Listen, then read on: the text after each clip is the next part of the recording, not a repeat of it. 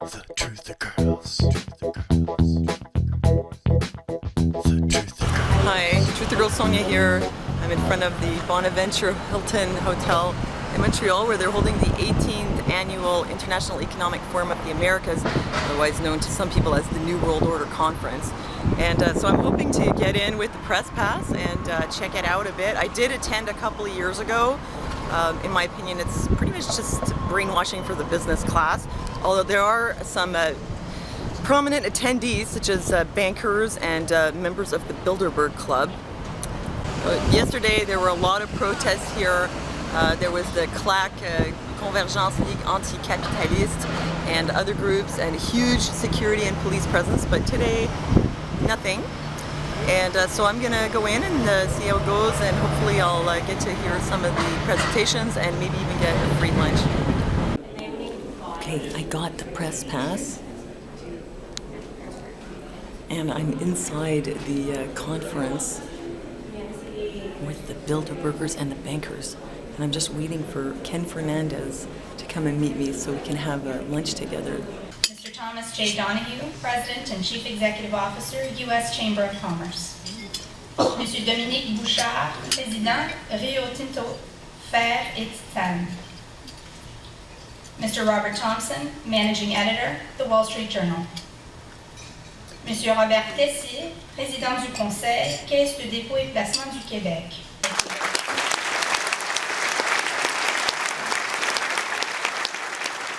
Hi, so we're in here in the lunchroom. They just listed the people who were sitting at the table of dishonor, it should be called. And they all stood up and looked very, I'd say, sheepish, guilty. I'm here with Ken Fernandez, and he's trying to act normal. Hello. We do our best. Show me what you got under there. No. We've seen the security buzzing around like bees in a honeypot. He's got a red square under there because he supports the student protest. Under the press pass. Very sneaky. Okay, so we just attended the lunch session called Natural Resources and the Challenges of Sustainable Development. And I'm here with Ken Fernandez, who's a journalist with UMID and the Maghreb Observateur. Thank you. Thank you for that generous introduction. So, we did see that on natural resources and challenges of bullshitting the public, as we like to call it. And there were several speakers. Let's see, first of all, the introduction speech was given by Dominique Bouchard, president of Rio Tinto Iron and Titanium Division. He basically just said that, you know, there's a shortage of resources. Meanwhile, the sector of the public that are consumers, that are seeking consumer goods, the mining industry, computers, jewelry, gas for their cars, things like that. Yeah, that they're depending on these resources for these products, and as they're growing, it's getting harder to meet the demand. He did, however, to his credit, at least mention or pay lip service to the fact that there has to be, that the mining industry has to take environmental realities into account and has also to take public sensitivities into account. It was almost as though he were acknowledging, and in fact he tacitly acknowledged, the importance of the protest movements of the 90s and indeed modern protest movements. And he said, well, in the early 90s, the notion of sustainability was espoused by some protest groups, but today it's widely accepted by industry, by government, and other areas of society. My thoughts, listening to him talking about shortages and what we could do about it, were, well, you know, every time I buy a cell phone, it only lasts about 6 months, maybe a year if I'm lucky. A widescreen TV might last maybe 2 years, maybe 5 at the most. So why don't you just make stuff so that it doesn't break after 2 years? So why don't they make things to last? Well, obviously, if they were looking for a solution, that's what they would do, but they won't consider it because the bottom line is money, big business, and so they want to make as much money as possible, and then they just pay lip service and maybe do a few things for damage control, but they don't really want to solve the problem. The next speaker was Robert Thompson from the Wall Street Journal. And he also talked about natural resources and shortages, and his solution seemed to be shale gas, otherwise known as fracking. Fracking. Now the word has a a slightly naughty hint to it. You have to be careful if you're giving a speech how you pronounce fracking. You should never do it as an after-dinner speaker. The debate in the US is truly in transition. And that will have an impact on the debate around the world.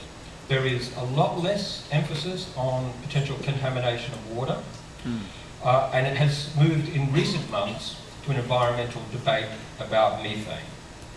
Frankly, so far, industry is winning the debate.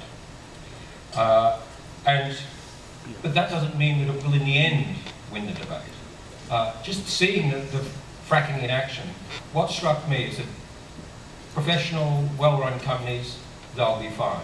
The issue for companies seeking to exploit fracking as a tool to unleash the energy reserves in the US is whether or not some cowboy company will make a catastrophic mistake, and again, the nature of the debate will change. That is the key issue, and frankly, it should be the key issue in the mind of energy executives, not only in the US, but around the world.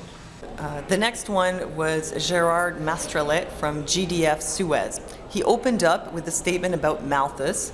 He went on to remind us that the population is growing very quickly and will be 50% larger in just a few years. And of course, the resources can't keep up with this. And then in the end, he concluded that the solution was shale gas and oil. The last two speakers were Thomas J. Donahue, President and CEO of the U.S. Chamber of Commerce, and Perrin Beatty, President and CEO of the Canadian Chamber of Commerce. Thomas Donahue seems to be very out of touch. He talked about how actually the big industries are very good and they create jobs. And he said basically what you got to do is you got to work hard, get a good education, and that means you get a good job. So in other words, if you don't have a good job, it's your own fault because obviously you didn't try hard enough. While of course declining to talk about how one can pay for that education. An important point, and also the fact that a lot of people do get a good education and end up working in a call center for TELUS or whatever else, driving a taxi with 2 master's degrees. It happens. Probably look at your members as people who create jobs, who create wealth, but you must know that there are people out there who think the opposite, right? They think corporate America is the problem. Well, I think they've been encouraged to think that in recent years by people in government and people in the media, or more particularly interest groups. If you want to look for one issue that's going to determine not whether you're the 1% or the 30%, but whether you're going to have the opportunity to be successful, it's education. Now, the United States has a college and university system second to none. But what we're doing in 2 other areas, and that is K through 12, and career-type education and people for skills. And we're desperately in need with people of all types of technical skills. Look, this is simple. If you have an education and you can get a job, you're going to do well. What some people are doing to try and, create this 2-tier society is really without fact. He also suggests that it was pure theory.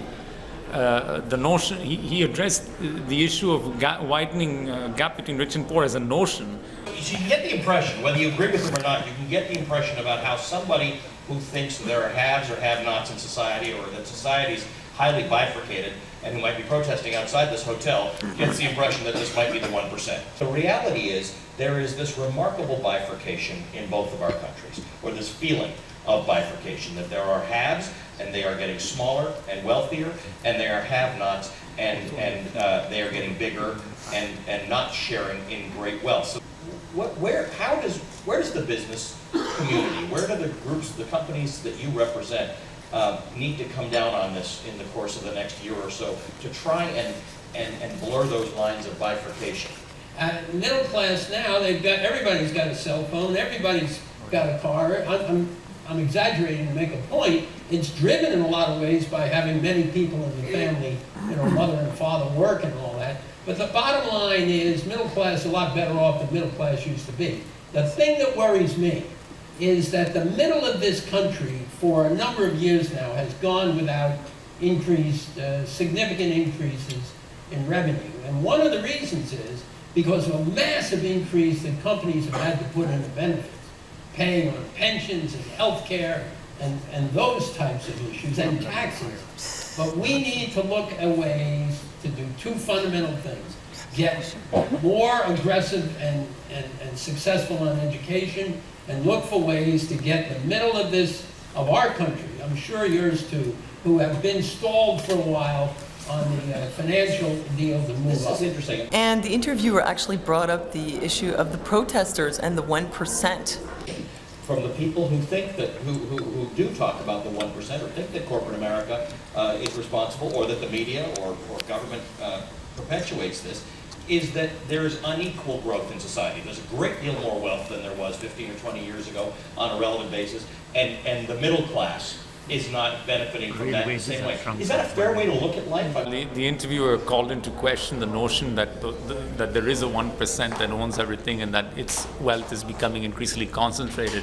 The interviewer actually called that into question. The interviewer suggested that that was just a notion and that it was misguided, that it has no foundation in fact, to which, of course, that particular speaker agreed and said, well, the middle class has it better now than in the history. People earn more, there's greater income. Yes, but in whose hands is that greater income? And when we look at real wages, there's no question that real wages have declined successively since the mid-70s. They've been in decline, versus the bubble economy that produces nothing but makes money out of speculation, that has driven this bubble, it's caused the bubble to burst. The people who floated that bubble have made money hand over fist by doing absolutely nothing, by creating nothing, producing nothing, distributing nothing, and selling nothing other than a bunch of pipe dreams and pure BS that induce people to invest, that induce people to take mortgages, to lose their homes, and entire countries were bankrupted because they bought bonds based on AAA ratings given by bond agencies on Wall Street,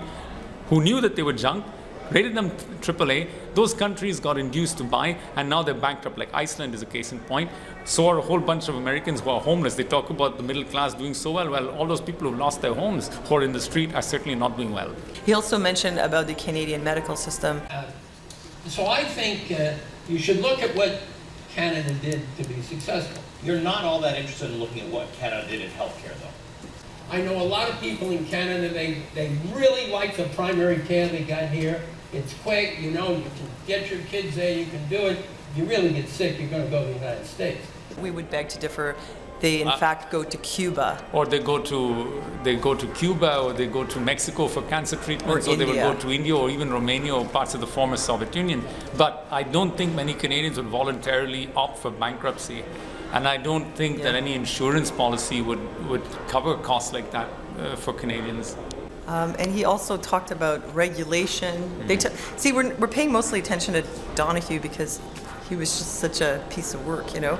But he talked also about, well, they talked about regulations and the need for regulation, but not too much regulation. But let's just look at the whole picture of regulation. Generally speaking, people look at chambers of commerce of major industrialized nations and see you, Perrin, as a group that is not looking for more regulation. Well, and generally speaking, they'd be right. What we believe in is an open economy, but we see the value of regulation. If you take all those regulations and put them in place, only one problem. No money for people that want to invest and build and create. And we've got 20-some million small companies in America. How are they going to get their capital? We need to look at regulation in a way, not only what is it intended to do, what does it actually do? And yes, we fight some regulation. In fact, we have our own law firm. Yeah. We sue the federal government of the United States 150 times a year on regulatory issues for the benefit of the country. I think it sounds like an ideal place to leave this conversation. I thought I was hoping we were going to have 2 hours to talk. I hope next year they call us back. They launched lawsuits against the federal government of the United States with respect to the imposition of regulations, and that those 150 or so lawsuits per year are for the benefit of the people of their country. Yeah, you believe that? We've had the neoliberal agenda now for almost 30 years, and it's brought us disaster. When we had tight controls over greed, we didn't have the burgeoning debt, we didn't have deficits, we didn't have the vast chasm between rich and poor that's growing wider every day. So this conference, as I'm sitting there listening to these speakers, I get the impression that the CEOs, the corporate elites of the world, the bankers, that they have their plans and they plan to just follow through with them. They really don't care how it affects the public. They either are just very good liars or they actually believe their own lies, which I tend to think is the case. And so they just kind of present the plan and say, well, here, this is what's going to happen. More exploitation of natural resources at the expense of indigenous people, more shale gas, fracking. And that's just what we're going to. But nothing's getting decided here. They're just telling us what they're planning to do. This is not where the decisions are made. Decisions are made in the Bilderberg places when they actually have their meetings, their private gatherings. This is the public. This is where the outer portico. So this is as close as you can get to a Bilderberg meeting, in a way. We're what you call the blue degrees. This is what they want. What do you mean, we? Well, I mean, we're the people who are in attendance here, the journalists who are in attendance here, aside from the people who actually bring about who are the architects of the system, aside from those people, we, the plebeians in a way, are in fact what one may consider the blue degrees. We're to be kept in the dark and fed some pablum. Yeah, that's it. And that's what they're feeding you here is pablum, but people can see through it. The people who are sitting at the table with us, I could tell that by their reactions. They're like, this is bullshit. But I have to say one thing though, and the one thing that I must give credit to the organizers for is the welcoming of dissent. And they do. I mean, they have us here. I mean, I was able to get a press pass, so that's pretty good. And I also I routinely ask very difficult and tough questions of the presenters when the chance arises. No one has ever censured me. In fact, I've been commended for them by the organizers. So, it's not all bad. Yeah, it's a good thing. And also, there are some people who are in attendance who really do want to make a positive impact on their countries. People from places like Kenya, people from places like Mali or Mauritania, and these places who at one level they're here, but at another level they do want social and positive development for their countries. And insofar as we're grouped together here, that possibility is there. So it's not all bad. And I think there are a lot of good people here. I mean, we meet them, and I think they're not on board with this kind of stuff. I think it's also a testament to the organizers of this conference, to whom we are in that respect deeply grateful, also for their kind and generous hospitality. Nevertheless, the speakers themselves are chosen because they have a certain perspective. We already know that. We know that. But the generosity of the conference organizers and their openness to dissent, their encouraging of debate by media, by people like us, their welcoming of us as people who will challenge the heterodoxy is something that's, in my view, unique and probably uniquely Canadian. Yeah, well, it's a good point, and I'd have to say that is a good thing, and I'm glad that I was able to attend and to get to hear some of it from the inside, even though it's, like I say, it's hard to listen to because you know that it's just a lot of BS, but still, and you do meet a lot of good people here. And I'll do more reporting as the conference goes on. So thanks for listening, and I'll see you next time. Thank you.